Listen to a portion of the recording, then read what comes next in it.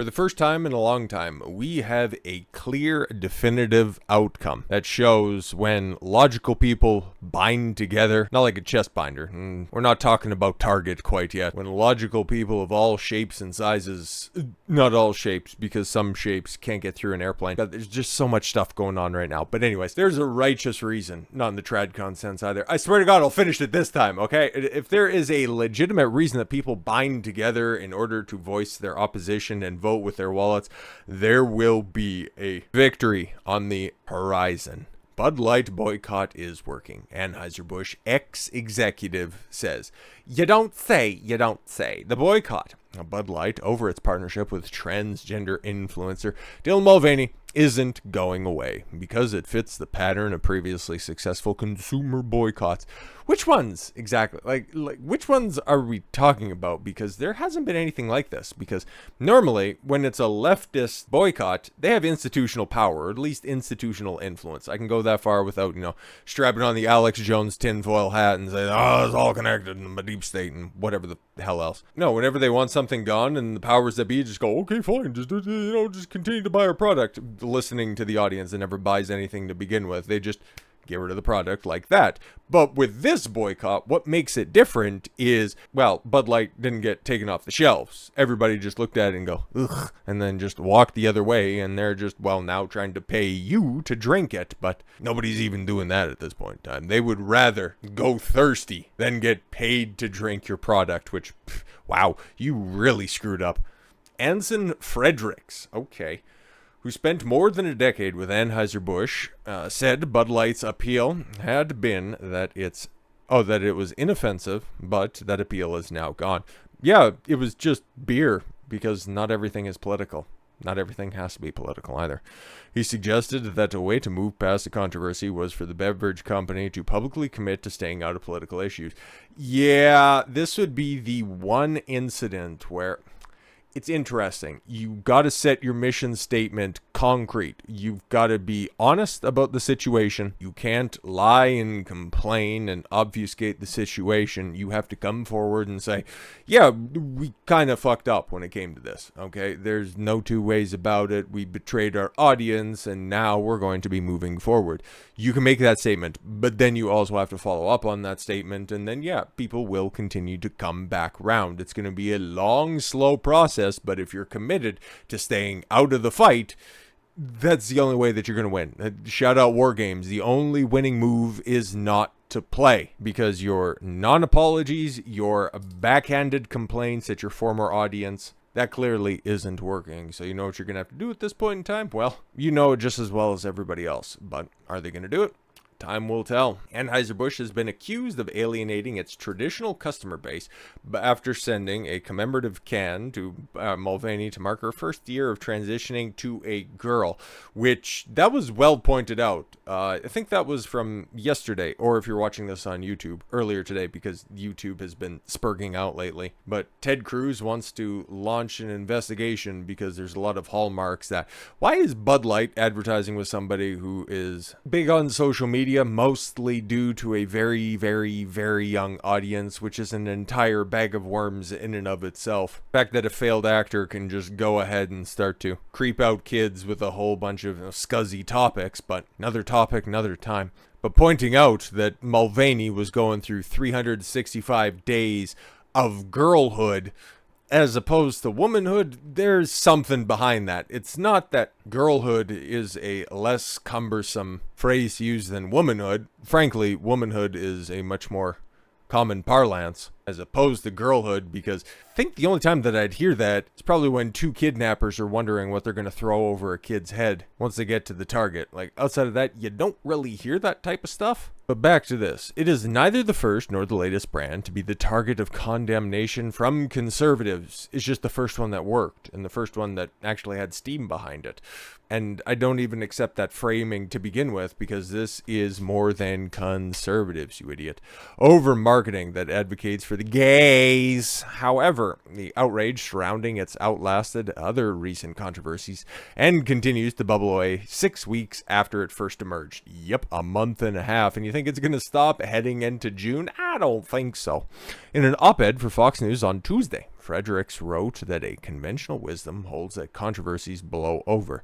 Certainly what Anheuser Busch is hoping for, but here we are. Bud Light and Anheuser Busch have remained mostly silent amid the backlash. Nothing on Twitter, this scarce posts on Instagram, your one ad that got ratioed to hell and back, and then, now it's affecting other brands. Like, you guys are totally fucked. Fredericks went on to highlight the rapidly declining sales of Bud Light and, to a lesser extent, other Anheuser-Busch brands seen in months since the controversy began. In the 4 weeks up to April 29th, Bud Light recorded an overall decline in sales revenue of 17.2% off of a 21.4% drop in volume. Haven't seen the raw numbers, at least from gross products, but that's not good. The beer brand has a 26% fall in off-premises sales, those taking place outside hospitality venues such as bars and restaurants, in weeks ending April 22nd, where you're seeing all of the rebates offered, the clearance pricing that's out there, them slashing their margins, just hoping that somebody please buy our product, please buy it. However, Michael Ducaris just blames everybody else for the failures, except for himself. The parent company the CEO, of parent company InBev, told investors on May 4th that it's everybody else who's stupid, except for us. And how did that end up going? Right, a 26% drop. Right. Newsweek approached Anheuser-Busch via email for comment on Wednesday. Fredericks argued the social science research suggested a key factor in the success of a boycott was whether consumers believe they have the power to impact the company's bottom line. If the boycott would be futile, there is no point. Fair enough. I think that's one aspect that you can look at. Size, however many people you can get behind the boycott, would be another aspect. Power of the people involved in the boycott, like if you have, a certain segment of a vocal punditry class, that makes sense as well, because there's probably even worse examples, and we're very, very, very likely to find them in the coming weeks. Like, Christ, we talked about Adidas yesterday, Ford, and a couple of hours ago as well. Like, there's more to this than just, one can, few posts on social media, but it's also the righteous outrage of the reason that people are boycotting. And because everybody got behind it for a different reason. Me, frankly, I've been boycotting alcohol for 33 years, so it's no skin off my back whenever somebody does something stupid. I just seen it as a verifiable betrayal of a base. Like, Bud Light drinkers, they're, college kids. They're sports fans. Okay, like, that's where you guys advertise with. You have individualized cans for every team in the NFL. Trans people, I don't really see that crossover right there. Like, I'm sure there are some sports fans that are trans. They just don't need to see that shit. And it's not a significant enough of the population in order to have them represented with a multi-layered campaign. Because as much as the CEO says it was one can, it was one post, it wasn't. That's verifiably the case. So while that was my position, and a fairly sizable population of the boycotters that were out there, or at least the people that were opining on the topic, the other side was, you're trying to erase and mock women, which I don't care, which is why I thought, and you can also see that, that's the reason why the tradcons got behind it, because they just always, think that the solution to the modern woman is that men just need to get better, which, the spoilers, it's not, but why they don't carry that same energy into the Miller Lite situation, that, again, is a textbook example. That's why Gillette mostly got off from their Men Need to Get Better campaign in 2017, where they just told dudes that everything that's wrong with society is your fault. They have never apologized for that campaign. They lost some money, but Gillette's still everywhere. They're still the name sponsor for the home of the New England Patriots. Everybody just kind of sort of remembers that campaign, but that was 5 or 6 years ago at this point in time. And this type of marketing has already run its course. The identity politics strand. Everybody's all just kind of sick of it. You can see it in media right now, where especially The Little Mermaid, that one's just an entire junk drawer of issues, just a laundry list of failures that's over there. And everybody's finally coming around to saying that, identity politics is kind of bad. And, race swapping, gender swapping, CGI swapping, whatever other kind of swapping you can think of, except for logic swapping, all the characters that are out there, just the heroic ones. But then the villains are always the white guys. Oh, that's kind of interesting. And we might start to see in the next couple of years a course correction. It's not that the pendulum's going to swing back, because that doesn't happen. That's not an accurate representation of society. It's, yeah, we're always moving straight forward. Like it or not, that's what the progressives do have right. It's just you have the opportunity to, correct that course, because eventually, off into the horizon, you're going to fall off the edge of the disc. It's a joke. It's a joke. The world's not flat. What are you, ridiculous? But no, you keep driving straight for long enough, and guess what? You're eventually going to hit something. So are you going to get the hell out of the way? Is every brand's fate ultimately to just hire a tranny and then eventually crash into that oak tree? Yeah, I don't really think so, because we're starting to see it play out, and there's going to be a reason why that 42% is only going to continue to climb. Trans influencers find it hard to get deals after Bud Light's Dylan Mulvaney fiasco. Oh no, let me cry for these untalented weirdos, which that's one thing that I will actually give Dylan credit for. Very charismatic, high energy, like... Or some of the celebrities that just endorse something that just go, hi, you should support Logitech. They make good mice. I was going to name it the Hollywood star, but I couldn't think of anybody. I was going to say Clark Gable. I'm only 33, but I'm the oldest man alive. I don't know. Hi, my name is Sting, and I think mice are great. Fantastic. Collect your paycheck. Dylan, on the other hand, can at least string together a catchy 45, 60 second clip. So yeah, if it wasn't for the tokenization of just having a trans up there to go ahead and, support your shitty beer, well, nobody would have a problem. But that's the only reason that you're there. It's because it wasn't even like an exceptionally gay ad. Either time, the bathtub ad, or the one at the table, which seems to get all the smoke. They were both sponsored, for Christ's sake, so... Outside of it just being a really twiggish dude in a crop top and in a dress, like there was nothing, like inherently, pride flags waving in the background, two dudes kissing and sword fighting in the background. It wasn't really anything like that. Like I'd see less offensive trannies when I go to Walmart. Like it was fine, but hey, you activated the silent majority that was out there, and now Bud Light is butt wipe, and we're here at this point in time, so no other companies theoretically want to face the same backlash, but I don't really know how you quantify this. It's either that there's a bunch of offers that have been rescinded, which is also interesting as well. It's like, okay, so how many of these overnight women all of a sudden just, go from having no recognition to all the recognition, which kind of says something about the state of advertising, which, oh, okay, cool. If I just decide to, tuck my dick between my legs, I could wake up in the morning with a whole bunch of high-profile ad campaigns. I wouldn't do it, though. I'd make a very ugly woman. Anyways, just 2 months ago, transgender influencer Dylan Mulvaney was flying high with endorsements. Flying high again from Bud Light, Nike, and Maybelline. Still has them. I haven't seen them, walk back or anything like that. Oh, but the third-party advertising campaign or marketing team was fired by Bud Light, but that was a report. It was never confirmed by Bud Light, nor would it really. Hot to offer 365 days of girlhood journey on social media. They were also enjoying an elaborate musical staged event in the Rainbow Room in her honor. Her honor? Rainbow Room, really? That was then, but now the backlash against Bud Light's decision to partner with Mulvaney on social media and feature her face on beer cans. It was just one can, shut up. Oh, the trans influencers. Oh, other trans influencers, sorry. Say they're feeling the heat as well. Okay. Some told the Post. How many are there? Like, is this a booming industry? Okay. Period leading up to Pride Month in June, and brand partnerships offers are drying up. Yeah, because they already found one. He's pretty successful at, causing a stir. So because, yeah, even just point out the other ones. So the Nike campaign might have started even before the Bud Light one, and the Maybelline one, like, it got brought to light well after all of the Bud Light stuff started up. And where's that same energy across the board? Oh, right. That's because, women buy women's sporting goods. And they can look the other way. Women buy makeup.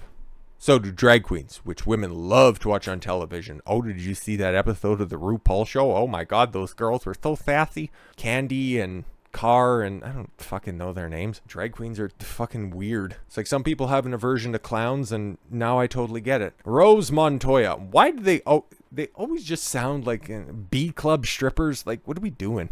Who has 1 million followers on TikTok? Yeah, well, get on Dylan's level. Whoopsie daisy. That dude has 10 million, so you got to 10x your following before you can get any sponsorships. Says she noticed a big drop off in the numbers of deals she's been offered, which 1 million TikTok followers. Huh, interesting. And you were getting a whole host of deals? That's what I'm thinking, man. These marketing places were just, poaching all of these whack jobs to push their projects. Okay. Prior to Pride Month last year, Montoya, a Seattle University graduate, surprise, from the Pacific Northwest, couldn't have possibly figured that out. If you would have given me 3 guesses, it would have been San Francisco, New York, or the Pacific Northwest. And guess what? Nada! Bills herself as a content creator. So just a general dork who stands in front of their phone and just goes, "It's so good to be trans, and if you don't like me, that means you're a bigot. Bye." Fulfilling life. Getting up to 100 brand partnerships thrown her way. 100 brand. Yo, are you kidding? 100 brand partnerships for 1 million followers on TikTok. Bruh. Now she said it's been reduced to a trickle of maybe 12 or... Oh, however will you survive? However will you be able to get that jaw shaving surgery? However will you be able to rein in those giant fucking shoulders? However will you be able to afford all of the razors that you need in order to shave those fucking ham hocks? Last year was my best year, Montoya, 27, told the Post. I had everything. Skincare brands, TV networks, advocacy groups, lots of startups. They all reached out. You know what else reaches out? Get under my dress. Now, I'm not hearing from them. Maybe because you didn't make an impact for the brand. Maybe you didn't follow through on your end of the advertisement. Maybe they thought that they'd get that lucrative 0.3% of the population to hop on. Great, wonderful, fantastic. It's like ad campaigns. Like, you can get per video spots. I hear. I've never been offered anything, nor am I eliciting them. Nobody would want to advertise a product where it would be followed up by a retard joke. I understand. It's fine. It's like these broads that are like, I make money on Instagram. I have my own legging brand. It's like, bitch, you just buy fucking generic leggings. Some dude gives you a 5% cut because that's the promo code that he puts on there and you're an entrepreneur. Just fucking stop already. Well, she noted that the market has also become oversaturated with influencers since 2000. Yeah, 2000, when you were 4. How would you even know that? Montoya added, the average queer creator makes all their money in June. Oh, it's kind of like how all businesses normally wait until, the end of November to make all of their money because Black Friday isn't a racial thing where white people go into stores and pay for stuff and, they just take it and jokes. See, that's why I don't get ads. Anyways, no, that refers to an old bookkeeping term where, on that day, right ahead of the holiday season, that's when you would finally, your profit margins would no longer be in the red. We're not talking about these periods that these trans women don't have. We're talking about losses. They record losses throughout the year up until that point where finally they can turn a profit for the final 6 weeks out of the year. But yeah, these gay... I'm sorry. Actually, I'm not. They make all of their money in June. Oh no. Influencers don't make money throughout the whole year. Oh, please. If I haven't had so much Botox and my tear ducts were all fucked up, I'd shed a tear for you. Enough to live on for the rest of the year. Oh my God. Okay, so maybe tradcons have got this wrong. Maybe some people are born in the wrong bodies because if you're so lazy that you only need to work 1 month out of the year and you can live comfortably throughout the rest of the year based on a couple of sponsorship deals, that is lazy club thought. OnlyFans girls thinking where I could just take a couple of pictures like twice a week and I get $1,000 and then I can just live off of that. Montoya said that he can get up to $15,000 for a brand partnership. Yo, if somebody was offering me $15,000, I would just, because this is the entrepreneur in me. If I was being offered $15,000 for a brand partnership for, I don't know, maybe it's 3 or 4 posts, that would be the most extravagant 3 or 4 posts that were out there. I would be going and over delivering for that so that you would constantly have all of those partnerships rolling in throughout the year because, if you're making all of your money in just June, have you seen advertising over the past few decades? Clearly, you made reference to 2000, but companies make more products throughout the year than just in June. Okay, like grow out the beard, which we know you all can, and maybe you can do some stuff in December to help, help out with some Christmas sales and put blaspheme on Christ's name. Like, I don't know what else you're doing, but if you're just going to be lazy and only work 4 weeks out of the year, you're an eighth of the way to becoming a public school teacher. One reason I still feel optimistic. Oh, I'm sorry. I got to get in character. One reason I still feel optimistic is 1 or 2 deals can keep me going for a long time. I was getting 100, but 1 or 2 deals can keep you going. Interesting. So you're just lazy. Oh, okay. I think there's a huge overreaction to the Bud Light thing, and it's part of the puzzle. No, I think you had it right the first time. There's a bunch of them, and they're going to provide better return on investment. You just suck at your job. You were the only one in town. You were the only game in town, and then somebody else ran through with flailing, creepy arms and knees that wouldn't look too dissimilar from that of a young colt, willing to do anything for money, and then you just got pushed right out of the way. And also, if you're going to be a model at 27, you want to pretend to be a woman, well, guess what? Here's the standard. You're getting to the end of your shelf life, dear. Montoya mentioned other trans influencer friends, which I couldn't think of. I couldn't think of a social circle that I would want to see. Oh, we can't go on that one because I'm still posting this on YouTube, but I wouldn't want to run in those circles.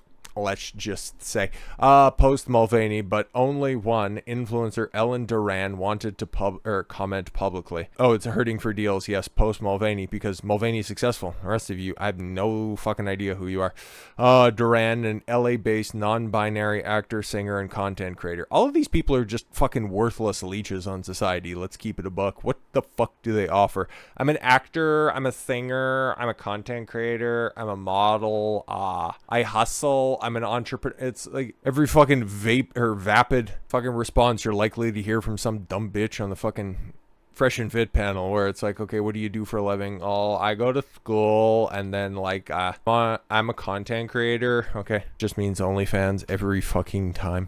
Yeah, that's probably what this dude does as well. So yeah, never provide any substance, okay? Or I'm going to school, what are you studying? Gender studies or language arts or some dumb shit like that, where yeah, of course you can articulate your point, you can complain to HR very eloquently, but you're just wondering, where did all the ad money go? The same place all of the other additional money went. They wasted it on woke causes, and you were the beneficiary of that. Sorry you couldn't invest your money properly. But yes, Duran was hesitant to slam Bud Light fiasco for the slowdown. That would be like if I was on YouTube at the time and the adpocalypse happened. It's like, yeah, Crowder calling that Vox reporter a lispy queer probably was the inciting point. So if you don't even have the balls to say that, which I don't know, nor do I care who the fuck this is, and they may or may not, physically and metaphorically. But yeah, if you're gonna blame the company, wish the company handled things better. Why do they all look the same? Like, I couldn't even tell you that that's anything different. That looks like, I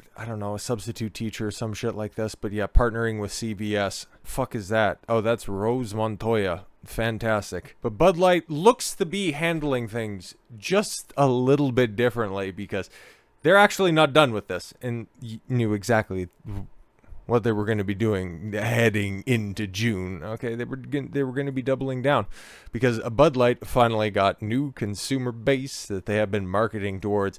Take a look at that. That got some tall boys. You got, well, another one in the background as well with, some earrings on and shit. And you know what? Your boy did a little bit of investigation, because at least there's the TikTok badge that's right there.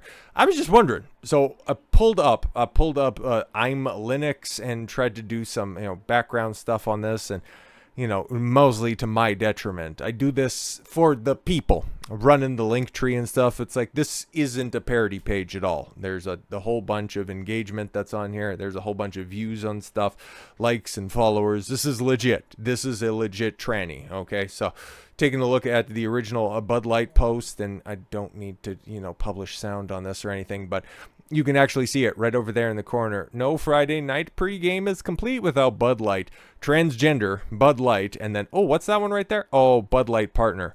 Oh, and that was from April 21st. Oh, interesting. 500,000 views. Oh, 4.4K shares.